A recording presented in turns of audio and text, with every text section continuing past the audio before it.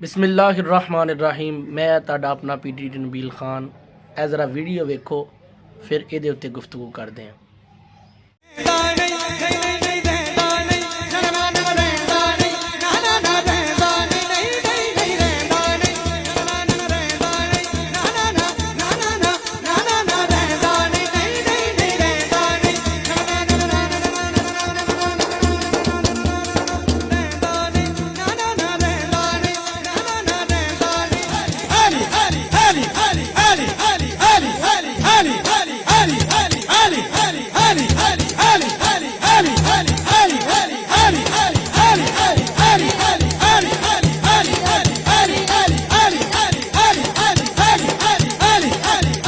Video तुसी वेख ली और तुसी हुण खुद फैसला करोगे तुहानू कित्थों नात खानी लग रही है।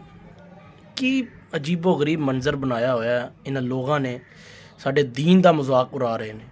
और कसम वाली गल है, जेरे नात खां सन आशिक रसूल नात खां, जिन्हां दे विच पहले नंबर ते मैं जिन्हां नू लाइक करदा, उन्हां दा नाम है मुहम्मद अली ज़हूरी रहमतुल्लाह अलैह। आप नात पढ़दे तो पता लगता कि यार एक आशिक रसूल नात पढ़ रहे हैं, लेकिन अजीबो गरीब मंजर है।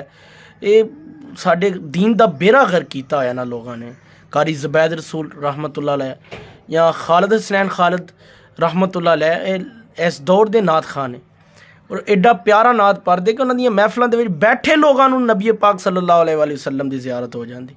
यार साडियां महफिलों नूं ना बर्बाद करो, इन्हां दा ना तुसी साडे दीन दा बेड़ा गर्क अगे इन्हां लोगों ने कर छड्डिया। अखीर वेखो ये नात खानी है, कित्थों तुहानू नात खानी नज़र आ रही। सरकार दी हमदो सना इस तरीके ना करो, तुसी भी अदब ना पढ़ो तो अगला बंदा भी अदब ना सुने। इस तरह महसूस कर रहा है कि नात खानी हो रही है या गाउन चल रहा है। अल्लाह ताला इन्हां नूं हदायत अता फरमाए।